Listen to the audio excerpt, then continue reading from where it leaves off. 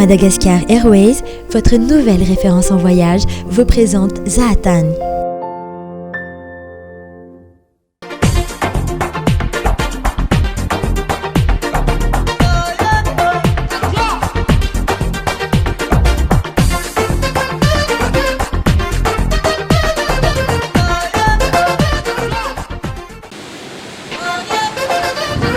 Pendant 8 mois, on a du vent. Donc toute la région a ce vent. Donc ça, c'est vraiment le premier avantage pour nous, amateurs de kite et de planche à voile. Des gens qui viennent de beaucoup plus loin. On a eu des Australiens, des Kenyans, des Américains, des Néo-Zélandais. Enfin voilà, je ne vais pas vous faire la liste parce qu'il y a 80 pays. Donc Madagascar este o țară minunată. Recomand tuturor românilor să vină aici. Misy miteny fa lafo fiainana Diego, tsy lafo avako ny fiainana satria 2000 ariary anao efa misakafo arakaraka vola zay entinao no entinao Diego. Ary za afaka miteny aminareo fa misy koa ny toerana 1500 ariary anao efa misakafo. Raha ohatra tonga eto anareo aza atao ambaninjavatra mandeha visiter office régional du tourisme fa zay manome torohevitra arakaraka ny lanja san'izao. Na hoe au niveau ny hébergement misy any amin'ny 10 000 ariary koa ny hébergement. Ireo toerana sy fanatanjahantena mahasarika mpizahatany indray no hitondra ny fandarana zahatany sy ny office régional du tourisme Diego Sorezanao mandritra ny 10 volana. Zahatany, à voir sur TVM. Miaraba antsika mpanaraka amin'ny fandarana zahatany indray tompoko. Diego Sorez tanàna anankiray malaza amin'ny faratraza, malaza amin'ny 4L, fa ihany koa malaza amin'ny fahadiovany. Any indray nitondra ny fandarana antsika atao anatin'ity volana Jona sy volana Jolay ity. Hoentsika atao anatin'ny fandarana ary ny toerana faleha sy ny toerana mahasarika mpizahatany any amin'izany tanàna nantsirana izany, toy izany ihany koa ny sara pitsidiana sy ny sara fivezivezena ny toerana. Izany moa dia mba ahafahantsika miomana tsara alohan'ny antsika hiala sasatrano na ihany koa ho antsika mpizara vaovao ho an'ny mpizahatany, indrindra raha teo isika eto Madagasikara efa tafiditra ao anatin'izay hoe fotoana fialan-tsasatra izay. Araka ny fanambara ombenombeny tato anaty fandarana zahatany ihany koa dia tany Diego no nanatanterahana ny fitsangatsangana Malala.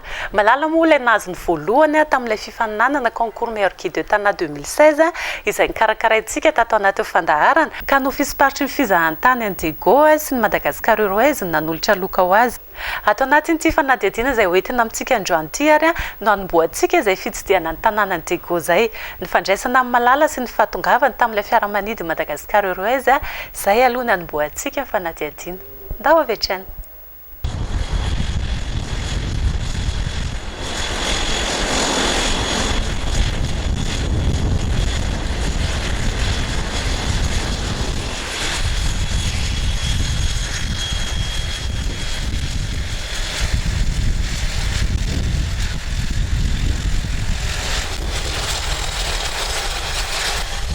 Tamin'ny 7 ora sy fefany maraina no nigadina teto amin'ny seranam-piaramanidina Arasarantsiranana ny fiaramanidina Amroer 125 Airman compagnie pitaterana Anabakabaka Madagascar Airways nitondra ny Malala.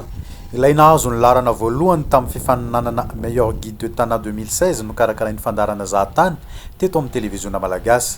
Efitrano fandraisan'olona manan-kaja na salon VIP no nandraisan'ny filohan'ny filan-kevi-pitantanana ofisiparitry ny fizahantany aty Diego Sorez azy miaraka tamin'ny talim-panatanteraka mpiara-miasa aminy izany hoe ny PCA sy ny DE ny ORT Diego.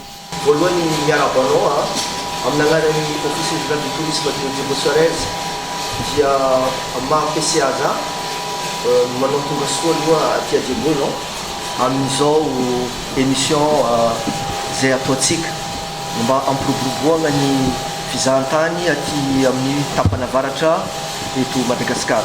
Raha aminay eno hoe misy meilleur guide de Tana ravoravo za satria nalany za PCA moa guide koa dia ataoko fa hiara-hiasa tsara atsika tafiditra agnatin'ny zay toerana anankiray zay. Ie dia mbola tsara tsy napoisika ohatr'izay le izy dia mahafinaritra fa ny mampafantatra ihany koa dia manantena fa na dia tsy hoe telo andro fotsiny fa mino fa hafinaritra ny tsika aty dia satrabetsaka tena faly be zany fandraisanareo ary tsy adina eto ny émission zahatany izay niara-niasa taminay akaiky ary namola vola ary nagnatanteraka izao fizahagna aty tapana varitra aty ke misaotra aminareo avy amin'ny zahatany. avy ety amin'ny seranam-piaramanidina Rasara avy hatrany dia nanao tour de ville niaraka tamin'ny Marcelin guide touristique et Diego bazar be teo aloha izay lasa alliance française ankehitriny no nanomboana azy. Eto amin'ny Rue Colbert aty koa zany ahitantsika ny ancien bâtiment colonial maromaro ny izy ato, misy efa tena simbasimba, misy nay efa navozina zany namboarina. Dia ao anatin'ny fitsangantsanganana na hoe tour de ville Diego zany atsika zao. Ty Diego Suarez ty raha fintinina fohifohy dia mizara azafady mizara efatra zany ny quartier teo amin'ny Diego Suarez. Dia misy natao hoe centre ville, dia misy natao hoe la ville basse ho hitantsika eo zany la ville basse, dia misy koa ny fahatelo ny quartier militaire, ny fahaefatra dia ny quartier populaire zany. Raha atao kajikajy zany ny isan'ny ponina eto Diego Suarez miaraka amin'ny manodidina rehetrarehetra zany avec toute la périphérie eo amin'ny 140 000 habitants eo zany. Ty trano ty taloha bazar be ny antsoina anazy, zay ny agnaran'ity trano ty. Raha zovina ny bazar be efa nanomboka tany amin'ny taona 1892 tany efa nixiste zany izy ty bazar. Fa teo amin'ny taona 1982 dia nisy cyclone zany nandalo teto amin'ny tanàna Diego, simba tanteraka ty bazar be ty zany. Dia navozina izy dia nisy fampiresana tamin'ny tondrana teto an-tanàna miaraka amin'ny bazar zany ny français, dia lasa alliance française zany izy amin'izay fotoana zao. Zany hoe nanomboka 1989 lasa alliance française zany ity toerana bazar be ty zany. Eto koa tsika mbala mitony Rue Colbert araka ny voalazako teo aloha teo zany, ahitana reo bâtiment colonial, ancien bâtiment colonial. Io zany les style créole, zany reto zany, les chinois koa zany tsy dia misy koa zany mipetraka eto zany. Zany hoe misy ny efa namboarina tsara hitantsika ary avarabaratra ary, fa ny akaikitsika eto zany tena ohatrany efa tsisy olona mipetraka mihitsy zany. Dia midina atsika rehefa avy eo mandalo amin'ny quartier Place Kabar. Zany hoe atsika zao zany mbala ao anatiny centre ville. Place Kabar zegny eto nandritra tamin'ny fihetsiketsehana tamin'ny 1947 ny MDRM. Ty zany le toerana natokany le zokiolona taty amin'ny faritra Diego ty zany, Diegoville zany tena maromary agnanaovandreo meeting isan'andro zay natonga le toerana ty le place ty natao hoe Place Kabar. Ke boka amin'ny agnarany place kely ty zay natonga le quartier akaiky eto Place Kabar. Isan'ny fotodrafitrasa aseho mpitsangatsangana eto Antsiranana koa ny hôpital be, ny trano fonenan'ny lehibe ny faritra ankehitriny, ny lapan'ny fitsarana ny hôtel 2000 na La Marine taty aoriana. Marina fa tany amin'ny taona 710 no nanomboka ny asa fanorenan'ireo fotodrafitrasa voatanisa teo ireo ary tena nanjakany sorotrano créole. Nandalo teto amin'ny place La Musique, place Joffre ary ny seranatsambo eto Antsiranana ato anatin'ny Baie de Diego Suarez. Ity Baie de Diego Suarez ty agnisan'ny bay ngeza maneran-tany koa zany Baie de Diego Suarez. Raha tsy diso aho any amin'ny fahatelo faharoa ngeza sady tsara maneran-tany ny Baie de Diego Suarez après Rio de Janeiro. Na ino mba izy faharoa izy satria manana circonférence 1500 km de côte ny circonférence ny Baie de Diego ty zany. Be na helodrano maromaro no mandrafitra ny Baie de Diego, Baie des Courriers, Baie des Français, Baie du Tonnerre, Baie des Cailloux Blancs, Baie de Cul de Sac Gallois, fa andeha ho enotsika indray i Marcelin amin'ny naha Diego Suarez an'ity tanàna ty. Agnaran'ny Diego Suarez io agnarana tamin'ny nanomboka tamin'ny 1500. Zany hoe 1508 ny tena marimarina kokoa.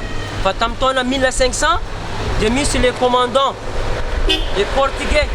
Zany hoe io zany misy navigateur anankiroa navy teto Diego teto. Ireo zany ny nanao découvrir ty tanàna ty zany. Le voalohany agnarany Diego Diaz. Tamin'ny taona 1500 na koa ny commandant anankiray atao hoe Fernandez Suarez. Ka agnaran'izy aroe izy nakambaka. Le nom-ny commandant voalohany tonga tamin'ny 1500 sy ny prénom ny commandant faharoa tonga tamin'ny 1506 zany dia nifondé nanome ny agnarana Diego Suarez. Diego Diaz sy Fernandez Suarez nanomia agnarana Diego Suarez jusqu'à tamin'ny taona 1975. 75 zany tamin'ny fitondrana ny République faharoa niova malagasy ny agnarany tanàna jiaby teto Madagasikara. Zany hoe tsy hoe tanàna fa indrindrandrindra ny province tamin'izay fotoana zay ka lasa antsiranana jusqu'à izao fotoana ty zany. Sombitsombiny amin'ny toerana azo tsy diny eto an-tampon-tanàna Antsiranana reny fa taorian'ny teto bazary kely dia niazo ny ofisy miparitry ny fizahan-tany amin'izay ny fitsangatsanganany.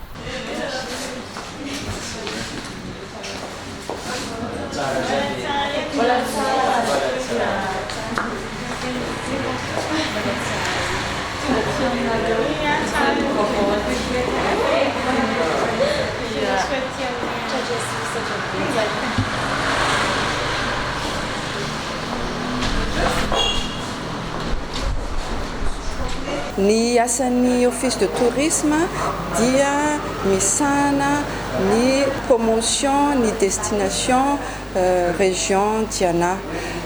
Zany hoe manome zay information amin'ny alalan'ny ireo magazine marobe zay azonay am-pelatanana eto sy nireo site touristique information site touristique ampitainay amin'ireo vahiny zay mizahatany eto Diego Suarez dia eo koa ireo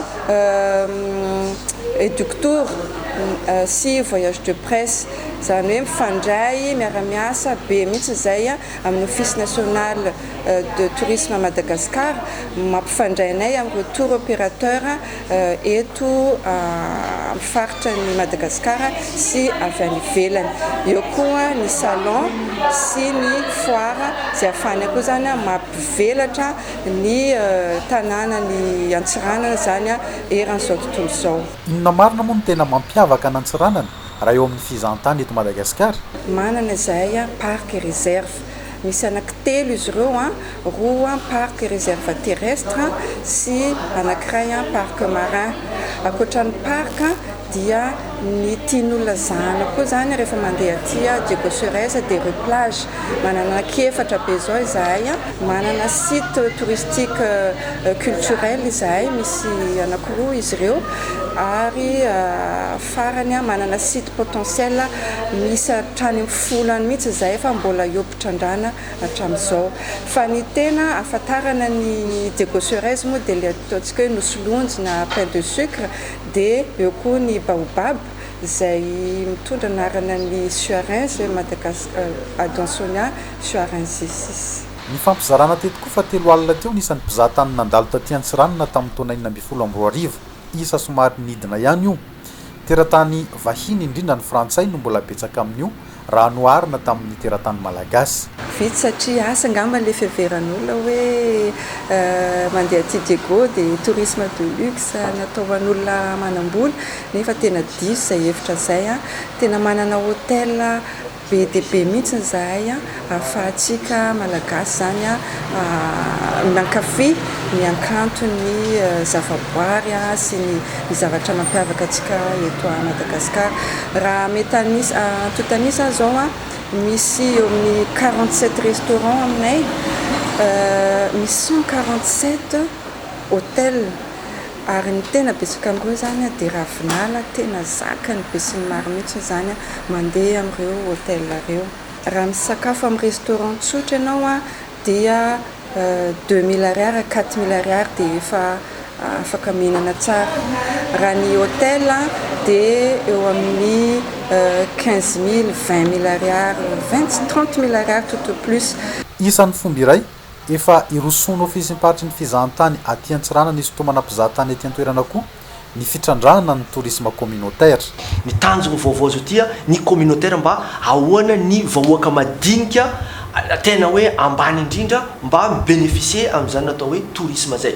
Zay ao Anivrano dia efa vita ny convention niarahana tamin'ny commune rurale ny Anivrano Nord amin'izay fanaovana tourisme culturel satria fantatsika fa tanisan'ny patrimoine national ny atao hoe lac sacré d'Antanavo. ke zay zay miezaka agny hoanoany na afaka 2 taona na afaka 10 taona mba ho lasa patrimoine international na hoe patrimoine mondial io lac sacré io. Tsapan'ny ofisy miparitry ny fizahantany eto Antsiranana koa fa tena mameno ny fampafantarana toerana iray eto Madagasikara ny fifaninanana meilleur guide karakaraina eto amin'ny TVM maka antony nampirisika azy ireo andray any malala. Anisany ao anatin'ny paikadiny ofisy zany ny mampitombo ny traikefa ananan'ny guide aty amin'ny faritra varatra ifandray amin'ny guide erany Madagasikara. Dia zay no nahatonga anay tsy salasala hoe raisinay izy aty mba mahita ahoana ny fandehan'ny guide aty dia mizara traikefa dia mba maniry koa zany zahay akoatran'izay hoe mba aty aminay indray ny fandaharana concours meilleur guide de Diego zany amin'ny taona ho avy. Avy eto dia ny tour opérateur Madabest eto Antsiranana indray no tsy diny malala. Mbola fifanakalozana traikefa sy fifampizarana ny asan'ny guide touristique any no nibahan-toerana tamin'ny fionany. Madabest zany dia niara-miasa amin'ny ofisy ary anisan'ny nandeha tany Allemagne na nampivoatra n'ilay destination na hoe le toerana diana zany hoe Anosy sy Diego manodidina ka anisan'ny zavatra tiany zareo ny dia tongotra lavitra any anaty alan-javaboary mahafinaritra dia manana an'izay produit na manana an'izay tolotra zay zany zahay ato amin'ny Madabest ary zay no anisan'ny mampiavaka anay na eto amin'ny manodidina na hatrany maro mokotro izay anisan'ny hoe toerana avolindra eto Madagasikara. Tamin'ny taona 2012 dia nandray mpizahatany 200 mahery teo ny Madabest, tombana ny 300 amin'ity taona 2012 ity. Mbola nanitikitika ny malala koa ny tia hafantatra ny fomba fiasa ao anatin'izay, indrindra ny safidin'ny Madabest amin'ireo mpizahatany vahiny avy any ivelany. Mialohan'ny tolotra dia efa misy ny serasera tena mipetraka mba ahafahana mamaly le filan'ilay olona dia isakariva misy briefing ozy ny teny baika. Mianatra teny pirenena anglisy, teny pirenena allemana indray raha ny sasany satria araka le teny hoe le olona tia nature ao amin'ireo firenena ireo dia mila manana an'izay olona afaka miserasera aminazy izay. Indro koa reno itsika ny feon'ny tour opérateur Diego tamin'ny fandraisana ny malala. Tena manana ny lanjany eo anivon'ny fizahatany ny mpiaradia na ny guide. Dia rehefa nahita moa izay hoe ho avy aty ary anisan'ny ataontsika hoe fanomezana avy aminareo zahatany any malala ny fandalovana aty dia vonona izay alohantsika mba hanolotra ataontsika na ny fiarakodia mba ahafahan'ny malala mahita ny ataontsika hoe ny fahatsarany Diego indray ary atonga anazy koa mba handray anjara amin'ny fanamorana sy fandafosana ny Diego.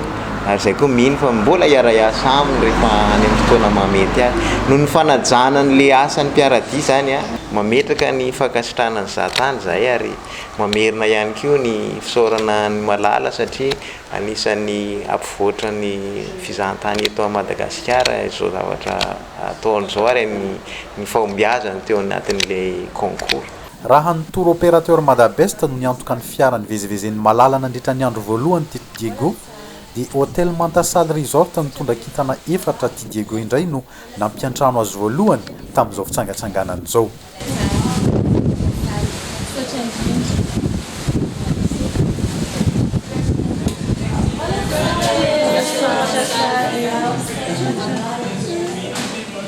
Taorian'ny sakafo atoandro niaraka tamin'ny ekipan'ny ofisy paritry ny fizahantany aty Diego dia nanao fitsidiana ny Hôtel Mantasal Resort Ecologe 4 étoiles standing i malala. No azavain'ny ramatoa Iliana Mihalatra teratany Romanina tompony hôtely azy tamin'ny Antsipiriany nanomboka tamin'ny antony safidianana ny toerana asa natao nandritra ny 3 taona nanangan'izao tazantsika maso ankehitriny izao teto ambony dune ny fomba fiasa sy fandraisam-bahiny ny haingo na décoration malagasy tandrefana miaraka eto ary ny fomba fikarakarana sakafo sy fifandraisana amin'ny mponina tantsaha eto amin'ny manodidina. Amin'ny mahatrano fandraisam-bahiny ekôlôjika azy dia manaja ny tontolo iainana sy ny zavaboary manodidina azy eto ny fitantanana sy fitaovana rehetra ampiasain'ny Hôtel Mantasal Resort. Izay no antony ampiasana panneau photovoltaïque miisa 300 izay miantoka ny herinaratra ampiasain'andro manalina eto. Fanorenana fotodrafitrasa angovo azo vozona mifanaraka amin'ny politika ny fitondram-panjakana malagasy ankehitriny. Tsy misy délestage zany ny ato. Toy izay koa ny rano ampiasaina sy struine. Mitrandraka loharano avy amin'ny tendrombohitra montagne des français tsy lavitra eto ny vokatra ara-pambolena sy fiompiana ary azan-dranon'ny mponina eto amin'ny manodidina ihany koa no miantoka ny akora avadiko sakafo natoro no sady no azavaina ny malala avokoa ny anton'ireo hatramin'ny fomba fandraisana mpiasato izay avy eto an-tsiranana avokoa ny 7 isan-jatony ankoatr'ireo dia mampiavaka ity trano fandraisam-bahiny ity ihany koa ny fananany fanatanjahantena maromaro azo atao an-dranomasina noho izy miatrika ny elodrano na ny bay andovokonko ankaiky ny bay sakalava ka iako ohatra windsurf na planche à voile ary ny kitesurf.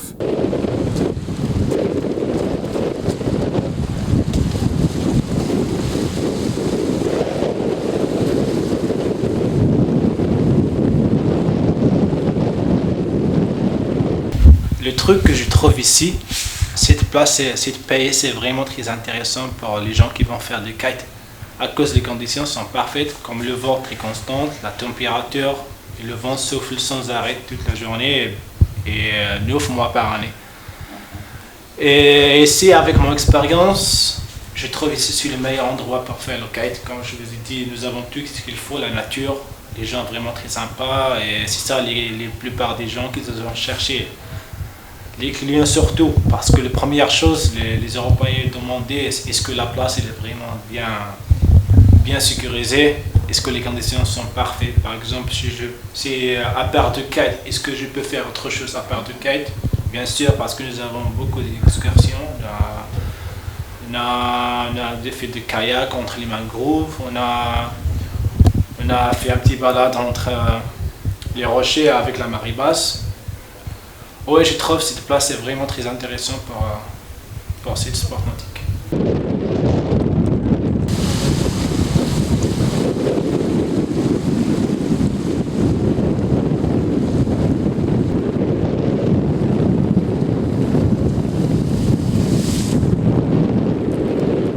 taorian'ny fijerena fampisehoana teo dia tapa-kevitry ny anatra nanao initiation tamin'ny Abdou teratany marokana mpampianatra kitesurf eto amin'ny Mantasal Resort i Malala no sady zay koa no namaranany ny andro voalohany fitsangatsanganany.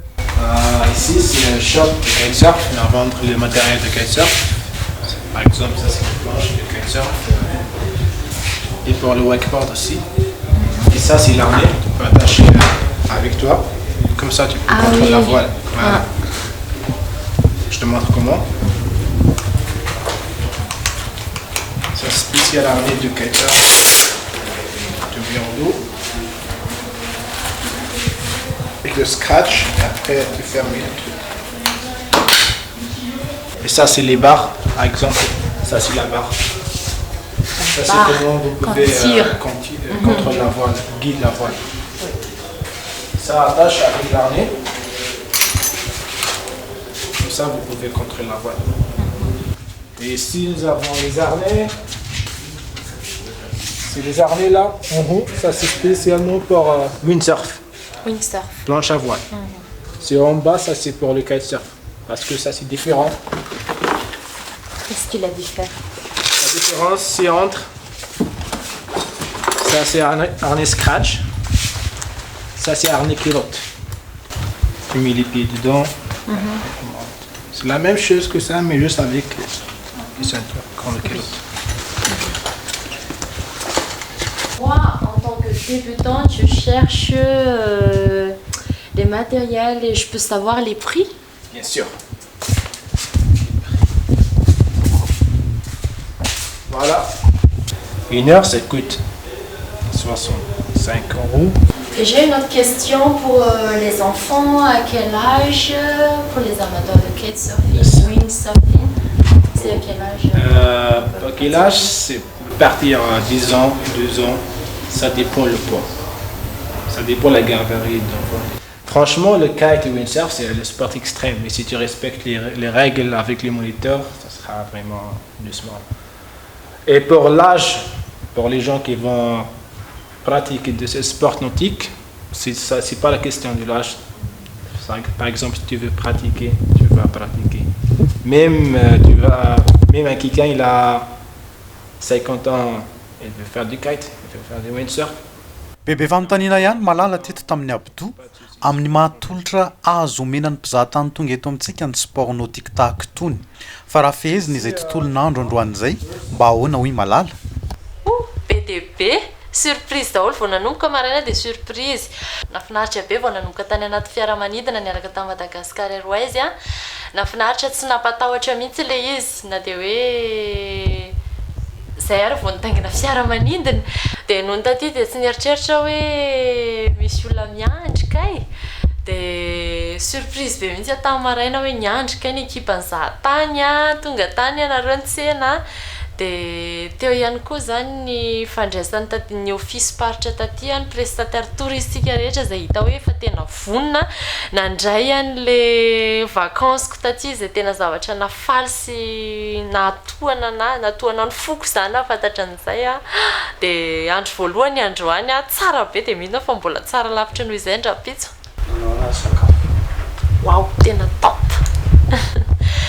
be satria manana fahaiza-manao manokana ry zareo ato amin'ny Mantasary tato moa zany zay sakafo atoandro teo a dia nahita ny spécialité-ny zareo a somary malagasy le izy a nefa européenne zany hoe mifangaro dia teo zao zay a nihinana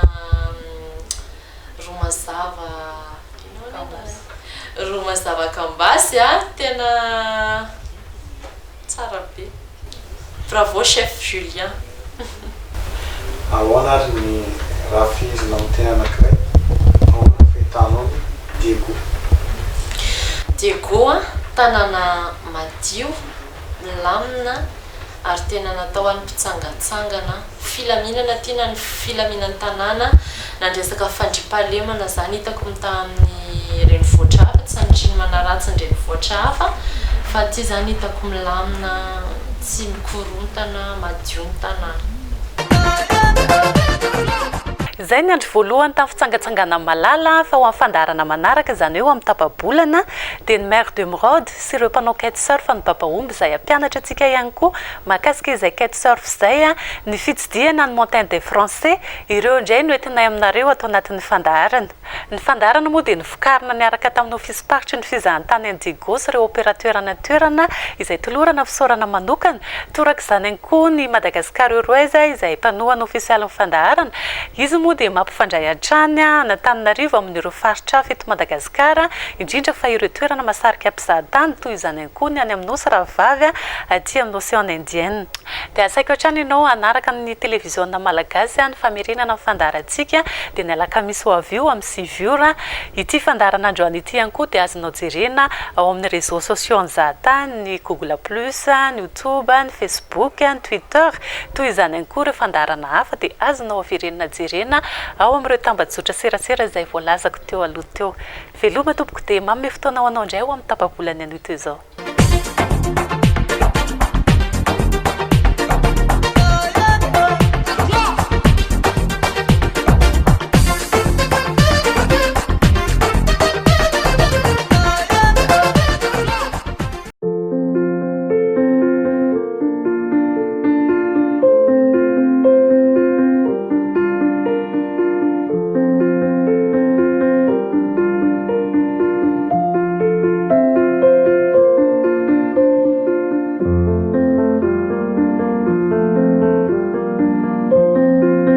Madagascar Airways, votre nouvelle référence en voyage, vous a présenté Zahatany.